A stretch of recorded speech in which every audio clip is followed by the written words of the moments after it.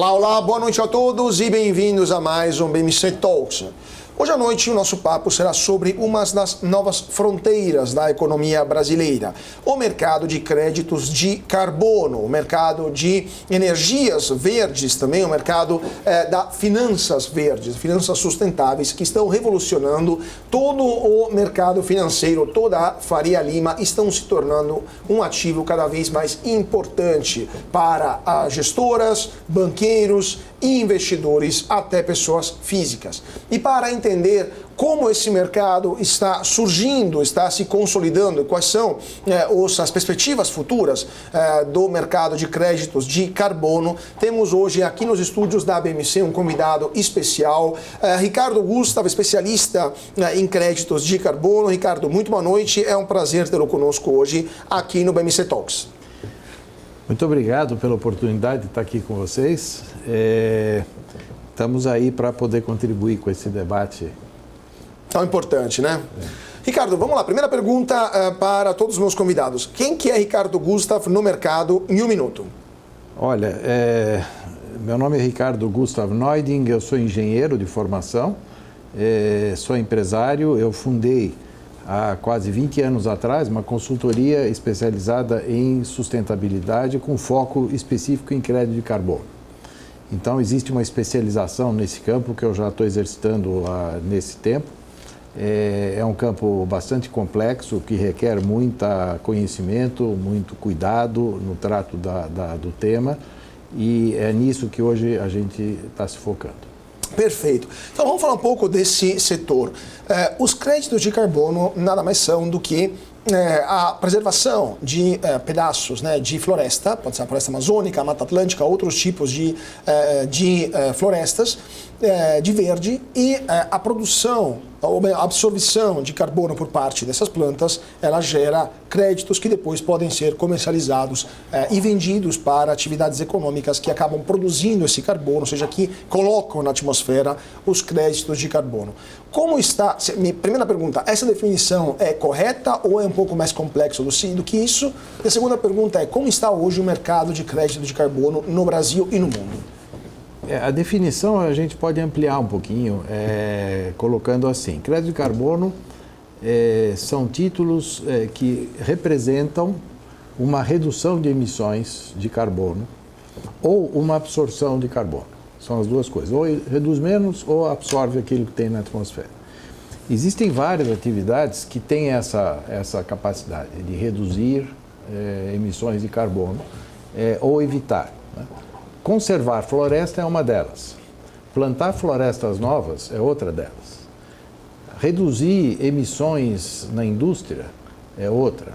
E aí nós temos vários setores industriais que emitem bastante e ali a gente pode reduzir essas emissões através de novas tecnologias ou aperfeiçoamento de processos e com isso se pode gerar crédito de carbono. Então estou falando, por exemplo, na indústria de cimento, indústria de aço, na construção civil, são todas oportunidades para redução e uma vez tendo a redução, o crédito de carbono é o título que representa essa redução, né?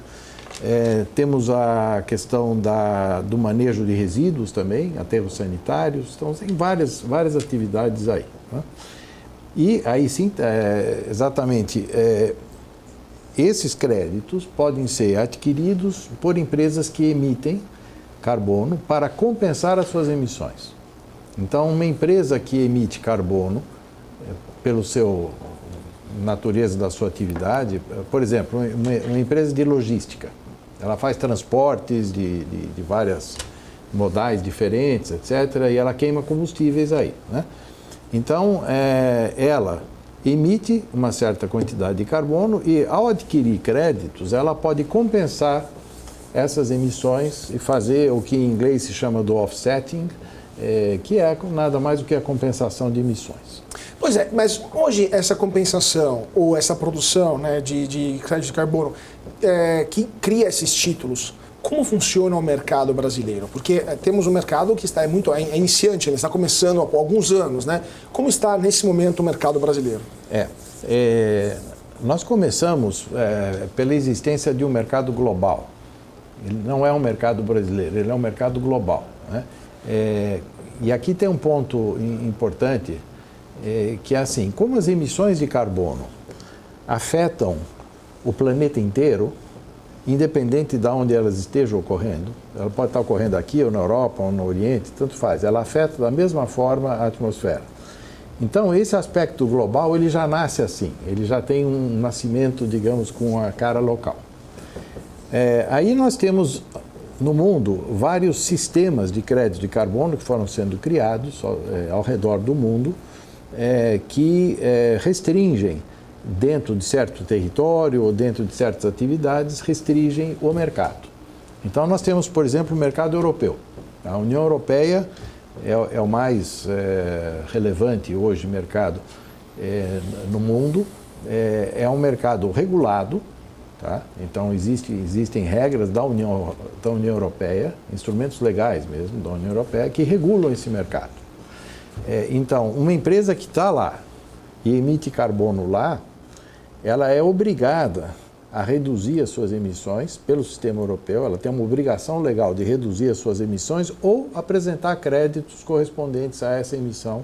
Comprando esse crédito no mercado. Comprando esse crédito no mercado. Só que os créditos que são válidos lá não são quaisquer créditos, tem a regra da União Europeia. Então, basicamente, hoje, os créditos são gerados lá. Quer dizer, os créditos aceitos na União Europeia são créditos gerados na União Europeia. O que quer dizer isso? Que créditos originados no Brasil não são aceitos para compensação dentro do sistema regulado europeu. Né? E assim existem outros. Existe um sistema na Califórnia, existe um sistema no Canadá, existe no Japão, vários sistemas ao redor do mundo, onde tem um território, uma jurisdição, digamos, onde o sistema funciona. Né?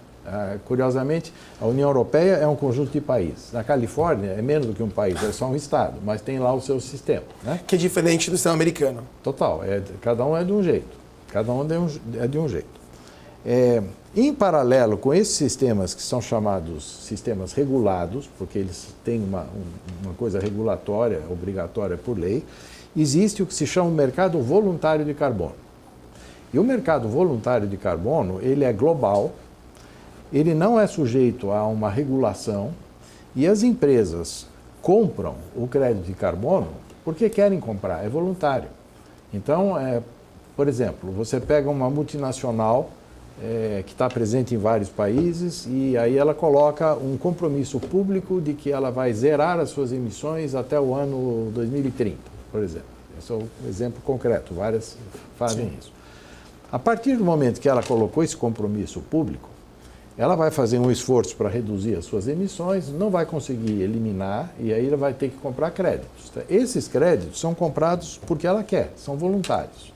Tá? Então, não existe uma lei, uma regra que define isso, existem boas práticas e, digamos, uma aceitação ampla no mercado de que aqueles créditos estão sendo comprados lá, são válidos e realmente correspondem a uma redução. Né? Então, esse é o mercado voluntário, ele é global. No Brasil, hoje não existe um mercado regulatório ou regulado de crédito de carbono, exceção feita a um sistema específico que opera no sistema de usinas de açúcar e álcool e combustíveis renováveis. Então, existe uma pequena área, pequena não é pequena, é grande, mas enfim, mas é só isso. Né? Em termos econômicos gerais, né? Exato. O resto, não. Tá? E lá nessa área é regular? Existe uma regulamentação só para esse setor? Existe uma regulamentação que é legal, inclusive. Tem uma lei que regula como é que funciona esse aqui. E por que só nessa área? É uma iniciativa do setor que tomou a frente e quis criar uma lei, propôs uma lei no Congresso, etc. Legal. Né? Eu acho que é mais por isso, na verdade, por essa iniciativa. Mas o resto da economia, então, não é regulado? Não é regulado e as pessoas, então, originam créditos de carbono porque estão reduzindo ou evitando as suas emissões. Aqui no Brasil existe muito disso, existem várias iniciativas de originação de créditos aqui, tanto por redução quanto por absorção de carbono. Tá? Para que esses créditos possam ser adquiridos por uma companhia no exterior ou mesmo no Brasil que tenha uma certa estrutura, que tenha a sua governança, etc., eles precisam passar por uma série de critérios de validação, certificação por parte independente. Então, tem um processo todo que faz com que esses créditos sejam aceitos de forma geral pelo mercado, de forma ampla pelo mercado, né? Então, tem aí digamos, uma validação pelo mercado global de que aqueles créditos são válidos para realmente alguém poder apresentá-los como sendo a sua iniciativa de compensação, né? E o Brasil está nessa faixa nesse momento. O mercado voluntário global, com bastante projetos de originação e também com bastante demanda de créditos. Pois é, vamos falar daqui a pouquinho sobre projetos de originação. O senhor também atua como consultor de vários desses projetos, né? A gente vai falar daqui a pouco sobre isso, mas antes disso, para o nosso público entender o tamanho do mercado brasileiro, e também temos poucos minutos antes dos comerciais. Quanto vale hoje, se temos uma estimativa, quanto vale hoje o mercado de créditos de carbono no Brasil e quanto poderia valer caso esse mercado fosse regulado, como é regulado hoje na União Europeia? Então, vamos começar por responder a pergunta pelo valor do crédito de carbono. Então, um crédito de carbono corresponde a 1 tonelada de CO2 evitada ou absorvida. Ela tem valores diferentes no mercado dependendo da atividade do projeto. Não é uma commodity, não vale igual para todo mundo. Então pode mudar de valor também, pode alterar o seu preço. Pode alterar o seu preço e dependendo da origem, o preço é diferente, né? Então nós temos créditos que podem valer de $10, por exemplo, por unidade de carbono, até 50 ou 60. Então é uma amplitude bastante grande, claro, de variação, né? O volume no Brasil é bastante grande de créditos, nós estamos falando de centenas de milhões de créditos de carbono, tá certo? Então, se você multiplica isso por $10, você vai estar falando a ordem de grandeza de bilhões de dólares, tá? Alguns bilhões de dólares, mas existe um consenso de que o potencial disso é muito maior do que tem, não só no Brasil, mas no mundo. O mercado de carbono tem ainda uma perspectiva muito grande de crescimento pela frente, né? E por quê? As mudanças climáticas estão aí para quem quiser ver, tá certo? Inclusive nós aqui no Brasil estamos sofrendo isso, tá certo? Hoje está 33 graus, há poucos dias atrás estava 10 e assim vai, né? E incêndios e tal, como nós estamos vendo na Europa. Enchentes tivemos agora recentemente na Suíça, por exemplo, e em outros países. Incêndios nós estamos vendo em Portugal, Espanha, etc, etc. Então o mundo está passando hoje, está claro para o mundo todo que existe um processo de mudanças climáticas em andamento. Isso é o principal driver para tudo isso que nós estamos falando. O fato de que as mudanças existem e elas precisam ser endereçadas, elas precisam ser controladas, e isso se faz através da redução de gases de efeito estufa na atmosfera, né? E exatamente o crédito de carbono representa isso. Então, esse é o driver de crescimento do mercado. Vamos pegar esse gancho para o nosso próximo bloco, mas antes disso, vamos para um rapidíssimo intervalo. Já voltamos aqui no nosso BMC Talks para falar de créditos de carbono com o professor Ricardo Gustav. Voltamos já, não saia daí.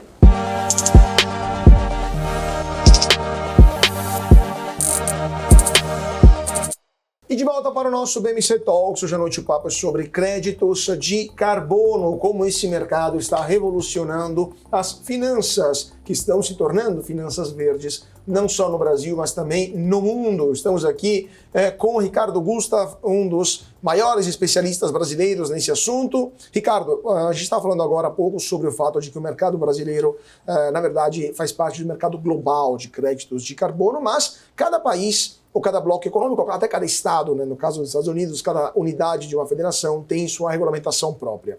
Na sua opinião, existe a possibilidade de os créditos de carbono brasileiros que foram gerados no Brasil serem comercializados na Europa, ou seja, tiveram um intercâmbio global de créditos de carbono? Como está isso nesse momento? O acordo de livre comércio União Europeia-Mercosul poderia facilitar? E a pergunta é, quanto vale um crédito aqui, quanto vale um crédito lá? Existe um business nesse aspecto?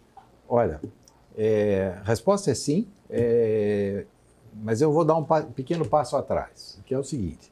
Toda essa coisa de crédito de carbono, compensação de carbono que nós descrevemos aqui, isso tudo teve origem na ONU, na Convenção do Clima da ONU, que começou lá em 2005, Protocolo de Kyoto e tal. Antes da Rio 92, aqui no Brasil, já tinha dado o start, né? O começo. Começou aí. E lá na Convenção do Clima da ONU, é que as grandes bases disso tudo foram lançadas. O conceito de crédito, inclusive. Esse conceito de você compensar emissões, isso foi criado lá, né? A ONU, como todos sabem, é uma organização de países. Quem senta na mesa são os países, né? Então, a ONU, já naquela época, adotou vou chamar assim, uma ambição, digamos, de que existisse um sistema global de crédito de carbono. E regulado, né, por ela, né, ou por regras internacionais, vamos dizer, né. E isso sempre foi perseguido ao longo dos anos e até hoje não foi conseguido. Né. Então passaram 20 anos, ainda não conseguiram ainda. Conseguiram. Como muitas coisas na ONU não se consegue, né. Então você vê hoje está na ONU as pessoas discutindo uma guerra que está em andamento. A guerra está em andamento e eles estão lá discutindo na ONU. Então é isso aí. Mas o conceito é muito bom. E, na verdade, o que a ONU trouxe para o mundo foi esse reconhecimento de que, sim, nós temos um problema. E o problema precisa ser enfrentado pela humanidade como um todo. Não é um país, outro país que vai resolver. Isso aqui é o conjunto de todos que vão resolver. Então, começou assim. Aí, a partir daí, algumas regiões ou algumas jurisdições passaram a criar sistema. Bom, enquanto a ONU não faz o global, eu vou fazer o meu aqui. Né? A União Europeia fez isso. Lá atrás também, já tem mais de 15 anos que a União Europeia fez o sistema dela, né? Onde tem certas regras, né? É um sistema grande. E hoje, 1 tonelada de CO2 na União Europeia vale acima de $100 por tonelada. 120, 130 dólares. Ou seja, quase mais de 10 vezes, daquilo que vale, aproximadamente 10 vezes o que vale no Brasil. Né? E por que é isso? Porque eles criaram uma regulação entre demanda e oferta para que, de fato, custe caro. Porque, ao custar caro o crédito, você empurra as empresas para reduzirem as emissões. Se é mais econômico ele reduzir do que comprar o crédito, então, se o crédito é baratinho, todo mundo vai comprar crédito e não vai acontecer nada. Então, se você quer realmente que haja redução, você tem que colocar no crédito um valor mais alto. E eles criaram isso via demanda e oferta na Europa. Né? Então, a oferta é limitada, a demanda é definida pela própria União Europeia, que seja, o que é a demanda? É a obrigação das fontes emissoras na Europa reduzirem as suas emissões. Fábricas, que nem eu falei, cimento, aço. Na Europa você tem a geração de energia baseada em carvão e gás, muito forte, tá certo? Então, a União Europeia chega lá, não, tem que reduzir X% esse ano. Então, ou ele reduz, ou ele vai comprar o crédito. E isso é apertado, eles vão apertando isso, né? Então, o resultado é que o crédito fica custando mais caro. Bom, um crédito originado no Brasil, hoje, não é aceito no sistema europeu. Como um exemplo, usando o sistema europeu, ele não é aceito no sistema europeu. O que não impede que uma empresa europeia os compre voluntariamente. Então, do ponto de vista mais prático, ou seja, a empresa europeia ela deve respeitar as regras europeias, mas ela não pode fazer isso comprando, por enquanto, créditos brasileiros, mas pode fazer isso voluntariamente para uma questão de imagem, por exemplo. Dizer, olha, a gente está compensando e mostrar isso para o público, mesmo se isso não, vamos dizer assim, é algo acolhido, é algo aceito pelas regras europeias. Esse seria o conceito. O conceito é assim, e aí entra algumas variáveis aí. Primeira variável é o seguinte, você tem muitas empresas na Europa, que são empresas multinacionais, onde a operação dela não fica só na Europa. ela fica no Brasil, nos Estados Unidos. Então, como é que ela cumpre com uma regra global e assume um compromisso global? Atender a regra da União Europeia não vai resolver, ela vai atender para algumas fábricas, por acaso ela tem na Europa. Mas se ela não tiver todas as fábricas na Europa, ela já tem que lançar mão de alguma coisa que seja global. E o voluntário é global, né? Então esse é um aspecto. Outro aspecto que eu acho que vale a pena a gente olhar um pouquinho é assim, da onde vem a demanda de que as empresas sejam neutras em carbono? Por que uma empresa quer se apresentar no mercado porque ela é neutra em carbono, né? Isso é fundamental para o conceito. Então, basicamente, hoje existem 2 drivers no mercado que regulam isso. Um driver é o consumidor. Você vai na prateleira pegar um produto e você, consumidor, prefere o produto onde está escrito lá que ele é carbono neutro, né? Então, isso é uma pressão que vem do mercado consumidor, vem das pessoas, dos indivíduos, né? A mesma pessoa que está passando calor, está com incêndio na porta, está com não sei o que, essa pessoa, ela quer isso, porque ela vê que aí tem uma possível solução para o problema dela, né? Então, essa é uma direção de onde vem a pressão, né? Então, essa pressão, ela não é originariamente regulatória. Ela é uma pressão... alguém pode dizer, não, mas isso é marketing. Não é bem marketing, é uma preocupação, né? É uma consciência até, tá certo? Que os consumidores têm sobre essa questão, né? Esse é um. O outro é muito forte também, que vem dos investidores. Então, as entidades do mercado financeiro que investem em empresas, e eu estou falando de fundos de investimento, instituições financeiras, bancos, etc., ao fazer uma análise de risco do investimento que eles vão fazer, eles olham para um período 10 anos, 20 anos, 5 anos, 15 anos, eles vão considerar a que risco essa empresa está submetida, se ela é neutra ou não é neutra. Porque o sucesso dela no longo prazo, como empresa, pode depender disso.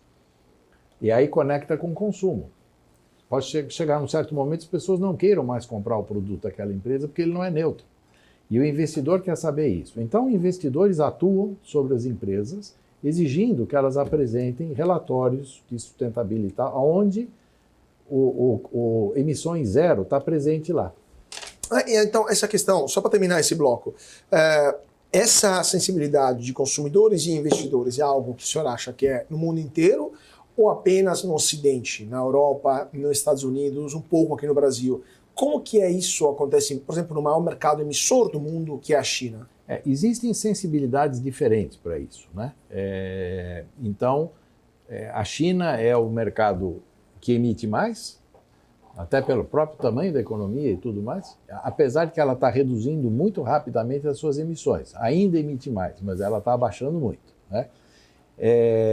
Agora, o consumidor chinês, o investidor chinês, talvez tenha uma... Bom, vamos separar. O consumidor chinês talvez tenha uma percepção talvez menos aguda do que tem um consumidor inglês, por exemplo, né? Eu estou usando o inglês de propósito porque eles são muito sensíveis a isso. Alemães, ingleses e tal.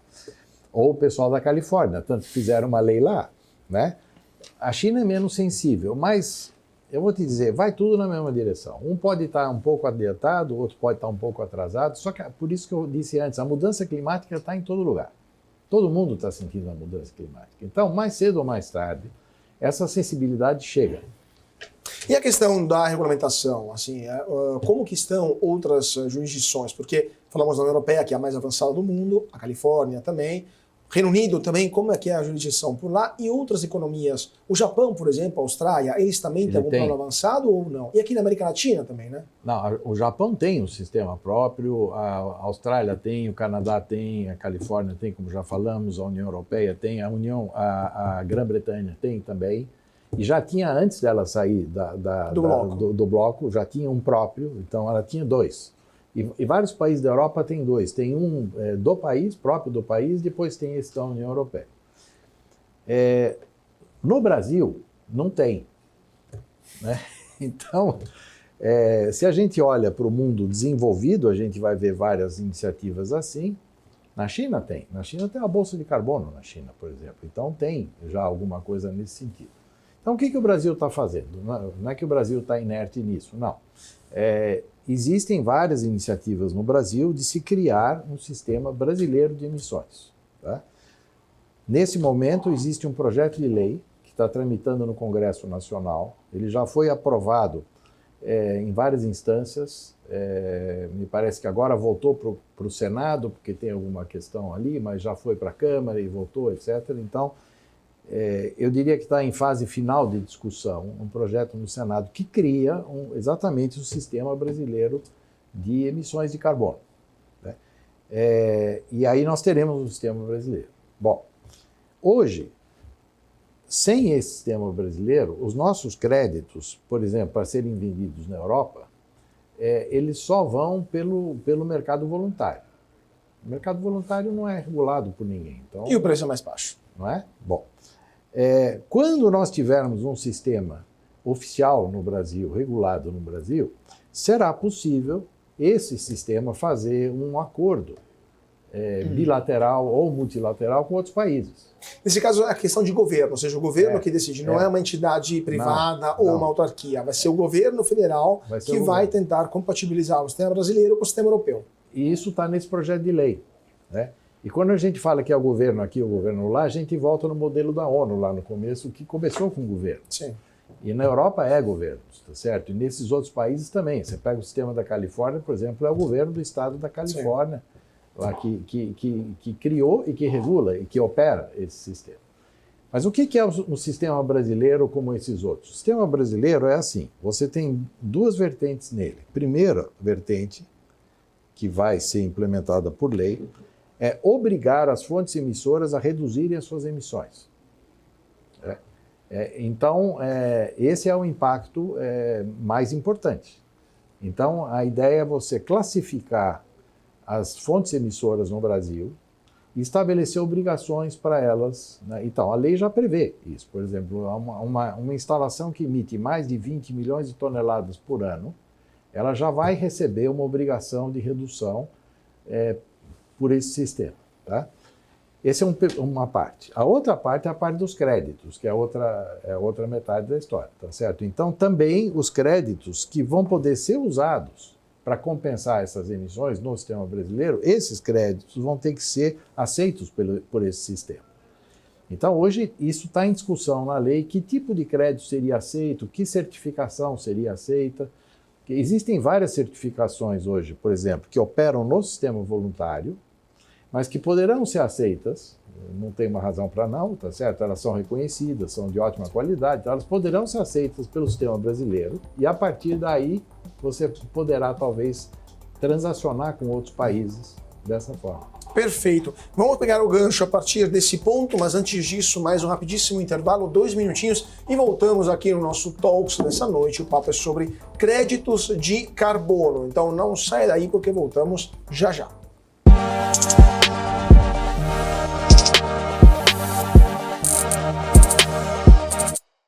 E de volta para o nosso BMC Talks, hoje à noite o papo é sobre créditos de carbono. Estamos aqui com o Dr. Ricardo Gustav, que é um dos maiores especialistas do Brasil em créditos de carbono e também consultor em várias empresas, em várias iniciativas que estão revolucionando o mercado brasileiro. Uma delas é o projeto Mejuruá, que é um projeto de geração de créditos de carbono, quase 1 milhão de hectares na Amazônia, que estão sendo gerenciados para preservar a floresta amazônica, né, e também para gerar créditos de carbono.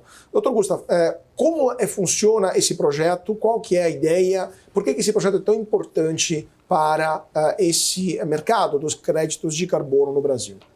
O projeto Mejuruá, do qual eu faço parte, ele é um projeto muito importante por várias razões. Você já mencionou uma, que é a dimensão.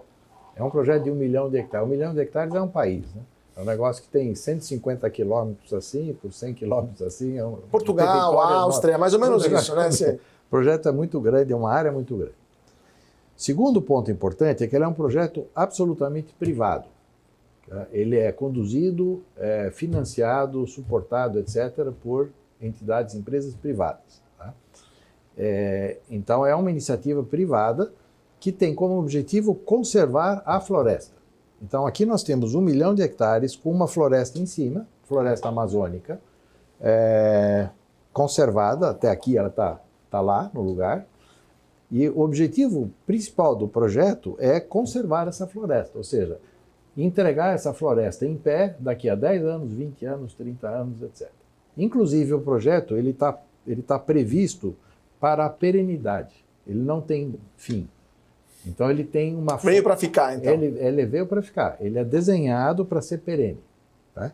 Então, muita gente me pergunta, quanto tempo vai durar o projeto? Ele vai durar daqui para sempre, ele é perene. Tá? É um desafio grande isso, porque existe uma pressão de desmatamento na Amazônia, todo mundo sabe. Né? Então, na verdade, esse projeto ele está se opondo à pressão de desmatamento que existe lá, e por isso ele é importante, porque ele é um exemplo de como a iniciativa privada pode realmente fazer um esforço bem sucedido no sentido de conservar a floresta. Né?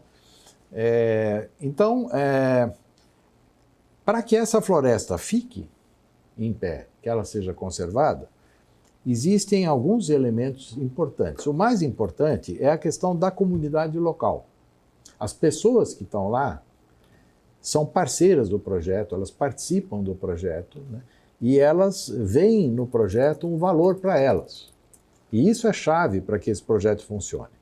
Então, um habitante daquela região, nós estamos falando do meio do estado da Amazônia, do meio da floresta amazônica, um lugar muito remoto, que não tem acesso por terra, só por rio, então é longe de tudo. Existem lá comunidades que habitam lá, essas pessoas vivem basicamente da floresta e elas precisam ter na floresta a fonte de valor para elas poderem viver. E assim elas vão defender junto conosco a floresta, elas vão ter interesse em que a floresta fique em pé. E para isso tem uma série de iniciativas então que o projeto está desenvolvendo, que vai educação, treinamento, assistência médica, de saúde, enfim, uma série de atividades sociais que busca o desenvolvimento sustentável daquelas comunidades lá, baseados na floresta, e não baseados em uma outra coisa que vem de fora. Esse que é o ponto importante da coisa. Então, é um projeto, um exemplo, é um paradigma que nós estamos pretendendo, inclusive, replicar e vê-lo replicado por outros também. É o primeiro projeto desse patamar no Brasil? Dessa escala, sim. E essa questão de envolver as comunidades locais, né, os ribeirinhos, os produtores também de açaí, né, de questões que são compatíveis, né, de produtos compatíveis com a conservação da floresta. É o único, como se fala em latim, é o único caso no Brasil ou outros já tem outros exemplos acontecendo? Não, ele não é o único caso, mas nessa escala sim. Existem menores, existem projetos menores, existem alguns que são melhores, outros piores. No nosso caso, o projeto tem uma escala muito grande e ela tem uma concepção muito rica, muito bem feita de como que esse conjunto de atividades tem que funcionar.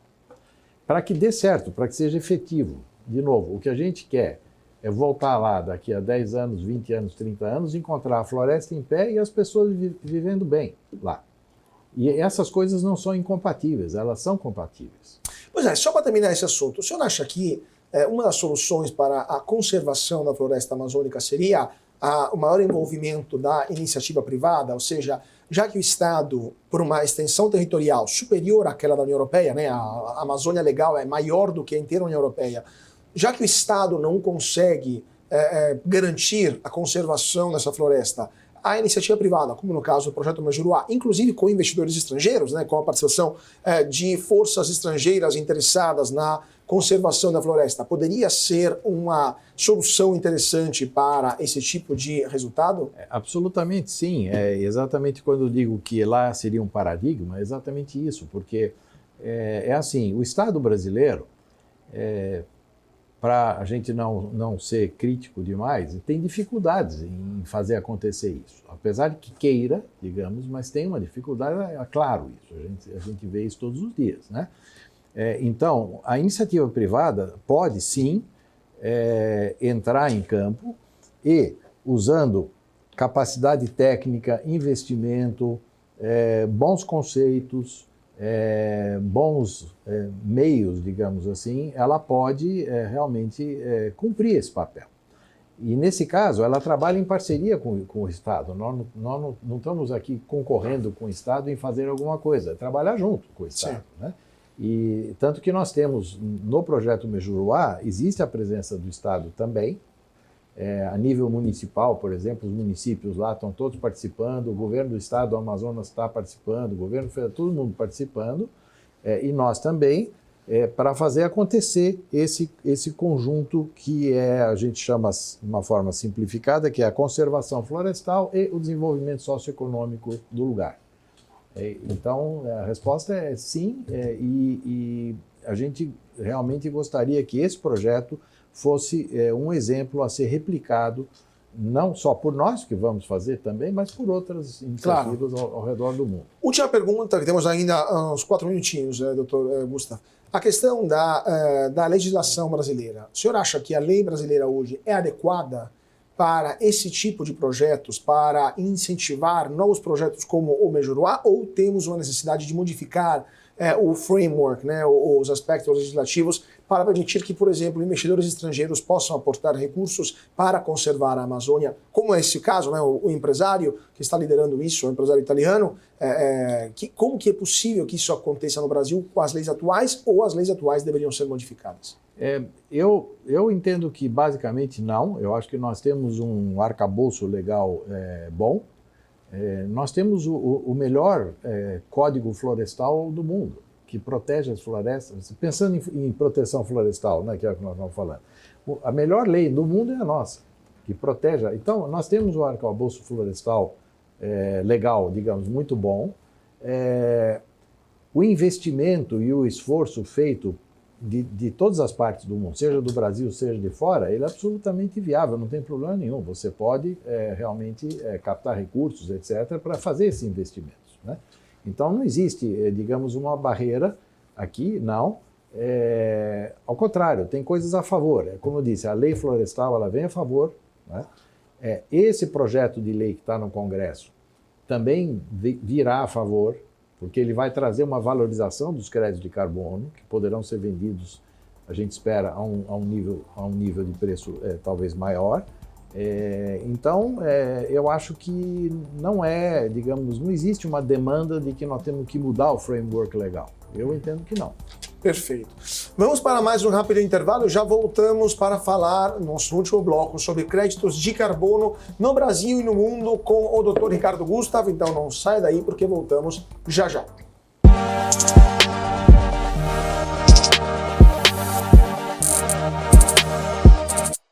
E de volta para o nosso BMC Talks. Hoje à noite o nosso papo é sobre finanças verdes, créditos de carbono, essa nova fronteira no mercado financeiro. Estamos aqui com o Dr. Ricardo Gustavo, um dos maiores especialistas do Brasil no setor. Dr. Gustavo, falamos então da situação no Brasil e no mundo, falamos da legislação, falamos também de casos concretos e projetos que estão gerando créditos de carbono no Brasil e conservando a floresta amazônica. A pergunta é, o Brasil está entendendo as potencialidades desse mercado? A Faria Lima está ciente de quanto isso é importante? Ou ainda temos um mercado muito incipiente, ainda pouco atento a essas novas fronteiras das finanças e ainda há possibilidades, oportunidades para fazer negócios nesse âmbito? Então, fazer negócio, sim. Existem muitas oportunidades pela frente. Como eu disse no início, a perspectiva de que o mercado de carbono tem um crescimento muito grande no mundo inteiro. Inclusive no Brasil, porque o Brasil tem uma vocação grande para a emissão de crédito de carbono. Então, a conservação florestal, essa que eu estava descrevendo agora, o projeto Mejuruá, nós temos a maior floresta tropical do mundo, está aqui. Então, isso é a oportunidade. Nós temos uma grande produção de combustíveis renováveis, energia renovável no Brasil, e isso é a oportunidade. Então, nós temos oportunidades muitas de crescimento. O mercado financeiro, as entidades financeiras, você denominou Faria Lima, estão de olho nisso, de uma forma crescente. Né? Há algum tempo atrás não estavam, nada. Né? Agora, gradualmente, isso está avançando. está avançando, e não só no Brasil, como no mundo também, né? Então, como o título, isso é uma coisa importante. O crédito de carbono é um título, né? E o título é um ativo financeiro, basicamente. Então, a hora que uma instituição financeira olha para isso e fala, puxa, isso é um título financeiro, eu quero operar com isso. Como opera com ações, com debêntures, com promissórias, é um título, né? Ele é representativo dessa conservação, mas ele não é a conservação. A conservação é lá no campo. Ele é só o título, né? Sim. Então, as entidades financeiras estão, sim, se envolvendo cada vez mais nessa estrutura. Obviamente que, tendo uma situação regulatória, isso vai dar um salto, evidentemente, né? Porque a maior parte dos títulos hoje no Brasil, que são transacionados pelo mercado financeiro, são regulados. Nós temos a CVM, Comissão de Valores Mobiliários, exatamente isso. O crédito de carbono é um valor mobiliário e não está regulado pela CVM ainda.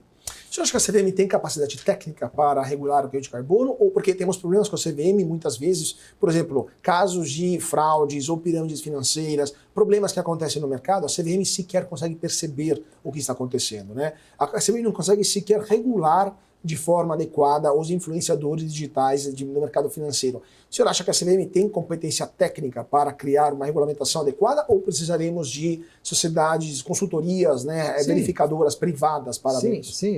Mas a CVM, evidentemente, vai se valer disso, né, de empresas vai ter que terceirizar o serviço. Vai ter que, ou usar os serviços, digamos, de terceiros mais qualificados do que ela para fazer isso. Mas, de outra forma, a CVM é bastante qualificada também, tá certo? Então, o que acontece? Quando você pega irregularidades, que você mencionou, as irregularidades, elas, quando são pegas, elas têm a história do copo metade cheio, metade vazio, porque foram pegas, né?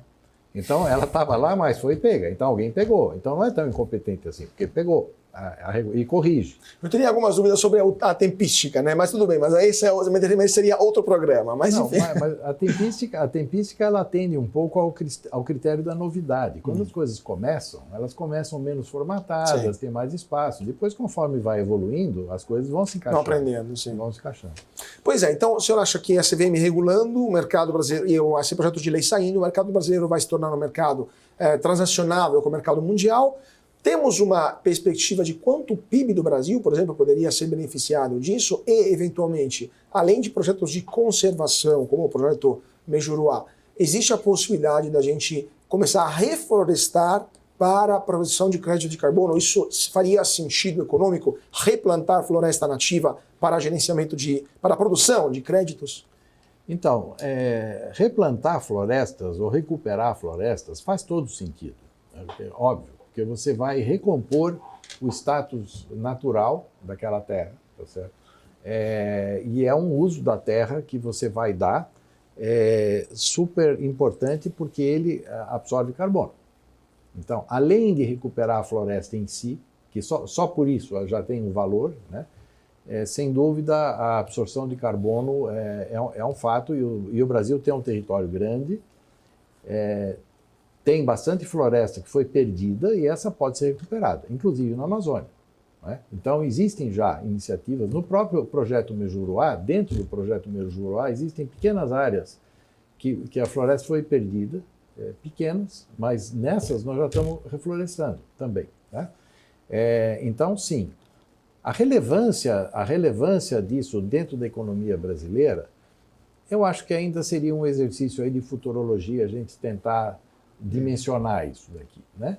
Mas, intuitivamente, a gente percebe que ela é grande, porque nós temos na conservação florestal muito volume de floresta, nós temos floresta amazônica inteira, temos cerrado, temos Pantanal, Mata Atlântica, blá, blá, blá. Então, temos muito ambiente nativo a ser conservado, temos muita área para recuperar também. Nós temos um potencial enorme na agricultura. Agricultura é uma grande atividade e ela pode gerar crédito de carbono. Porque quando, por exemplo, cresce uma cana-de-açúcar ou cresce uma planta de soja, ela também absorve carbono, né? Então, isso funciona assim. Se você aumenta a eficiência da agricultura, você vai fixar mais carbono do que já estava fixando antes. E essa é a diferença. Sim. Né? Aquilo que você já fixava sempre, tudo bem, já faz parte do cenário, mas você pode melhorar isso. E o Brasil tem uma terra uma quantidade, uma extensão muito grande de terras degradadas. São dezenas de milhões de hectares que nós temos no Brasil de terras degradadas, são subutilizadas na agricultura. Então, conforme essas terras vão sendo eficientizadas, digamos assim, você tem a fixação de carbono lá. Então, é muito relevante, é um setor econômico no Brasil que, sem dúvida, tem destaque, já tem destaque e terá mais no futuro. Perfeito. Ultimíssimo ponto, doutor Gustavo. O senhor acha que também a questão, você falou da questão da desmatamento, da pressão para o desmatamento. Uma Amazônia utilizada dessa forma, ou seja, com projetos de conservação, com projetos que conseguem gerar riqueza, conseguiria convencer os garimpeiros, as pessoas que vendem madeira ilegal, porque madeira de altíssima qualidade, madeira utilizada inclusive na Europa, muitas vezes, ou no Japão, na China, para móveis de altíssimo padrão, faria sentido? Qual seria o nível de valor de crédito de carbono que desincentivaria esse tipo de atividades? E se vocês já viram isso acontecer, por exemplo, no projeto Mejuruá? Respondendo duas partes. Primeiro, é possível reverter o processo de pressão pelo desmatamento gerando renda? Sim, porque é só isso. É uma questão de dinheiro, é dinheiro. É questão econômica, né? Vamos dizer, é socioeconômica. Se você reverte a situação, está revertido. Agora, a conservação da floresta não te impede de explorar a madeira. Isso é um fato super importante, está no projeto Mejuruá também.